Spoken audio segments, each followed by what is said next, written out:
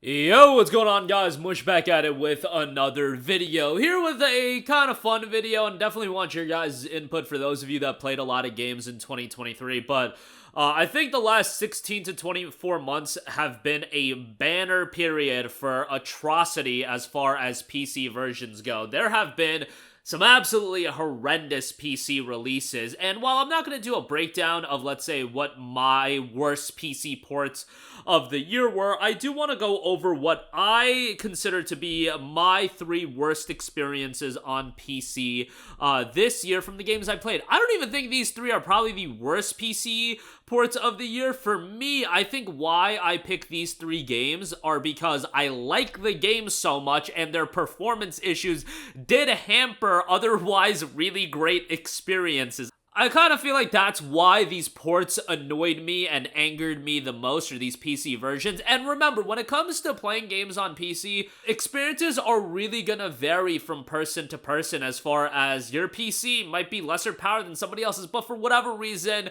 some issue pertains to a higher end PC and that makes that game run worse or, have more issues. You guys get the idea. So, for some of you guys, the games I'm about to mention in this video may have ran butter smooth for you, but for me, at least on launch day, they left a lot to be desired. I will also add some of the games that I played this year that were atrocities on PC. Forspoken, Wild Hearts, Immortals of Aveum as well. Those three games kind of stand out to me. There were certainly others. Starfield wasn't that great, but that was almost like you kind of expected it to be terrible going into it just because it was a Bethesda game. So it was like, yeah, it was bad, but it was like I was expecting it to be bad going into it, so I wasn't all too surprised. But yeah, those three games that I just mentioned, Forspoken, Wild Hearts, Immortals of Aveum, smaller releases across the board for those three, but I remember each one of those being pretty disastrous on PC. Immortals of Aveum, I believe the resolution on console was really bad as well. That game visually is really good though, but yeah, the PC performance left a lot to be desired.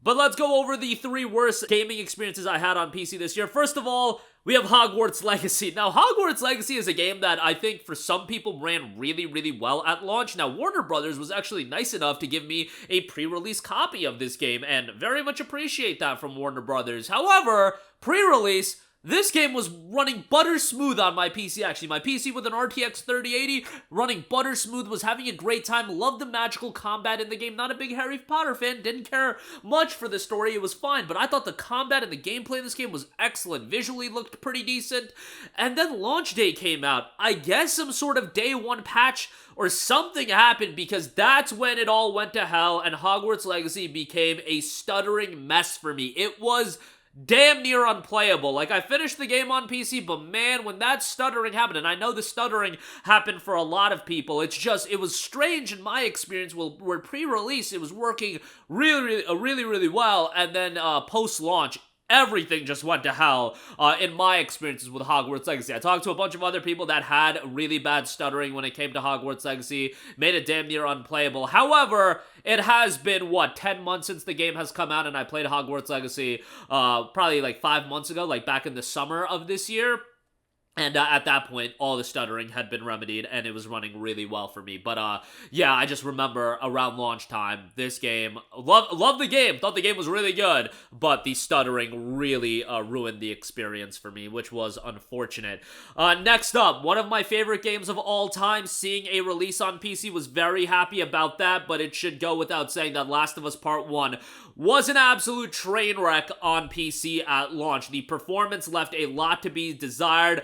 The VRAM requirements were crazy, and yeah, the game unfortunately did not do too well. Stuttering in this game as well, which was super unfortunate. Last of Us 1 was one of my favorite games ever. I played it initially when it came out on PlayStation 3 back in June of 2013, and that game back then, I loved it. And obviously played Last of Us Remastered, and then this Part 1 release came out on PS5. Thought it was egregious. It was priced at $70, but ultimately paved the way for the game to come to PC as well. And just having Last of Us 1 on PC was so exciting. If you told me 6-7 years ago that Last of Us 1 1 would be on PC, I would say you're crazy. That's never gonna happen. But hey, a decade after its initial release, it finally happened, and we got Last of Us Part 1 on PC. Best of all, while it was a train wreck at launch, while it was an abomination at launch, Iron Galaxy Studios, by the way, they were involved in the PC version of this game, and if memory serves me correctly, Iron Galaxy has been involved with some other not-so-great PC versions, so that's kind of a bummer. However,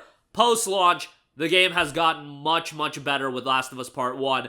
To give you guys a reference point, right now, the reception, the all-time reviews, 26,000 reviews, 67% of those are positive. And I think before, the all-time reviews were very much in the negative side of things.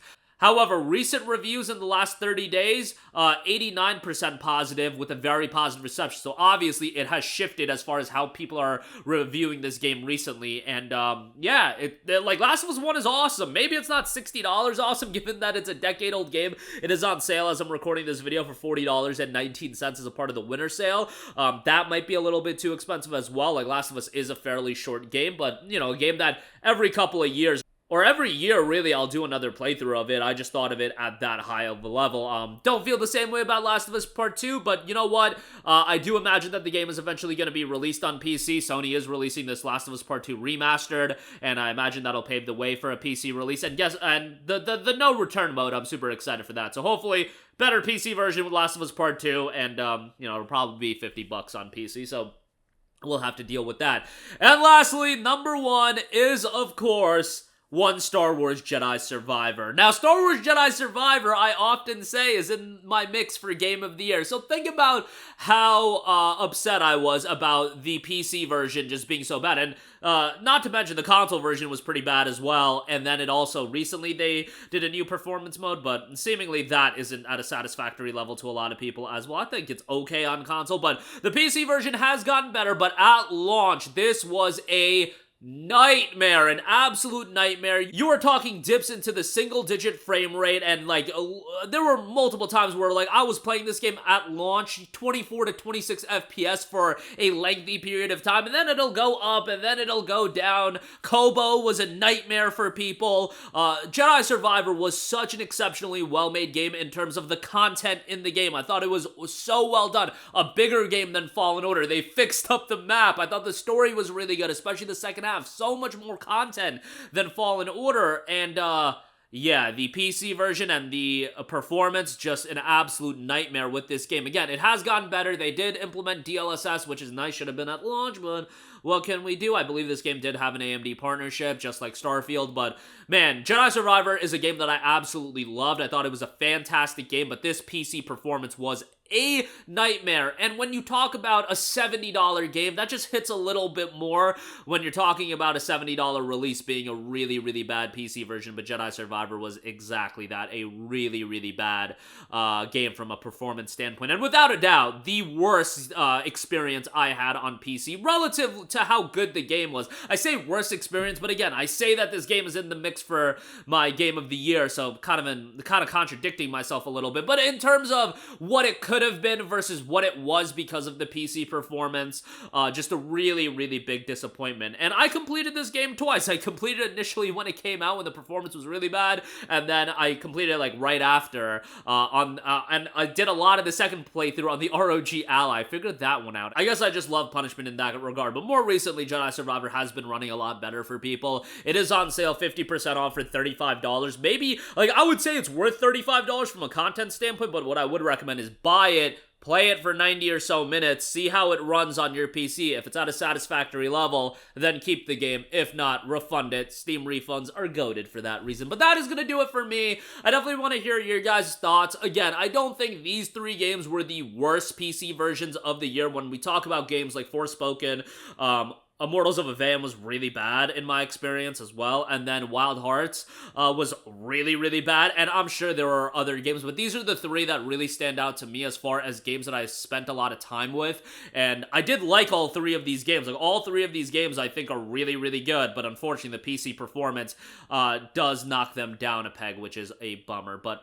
it is what it is. That's going to do it for me. Let me know what your guys' worst experiences of 2023 were as far as new release games. But thank you for watching, and I will catch you guys in the next one. Peace out.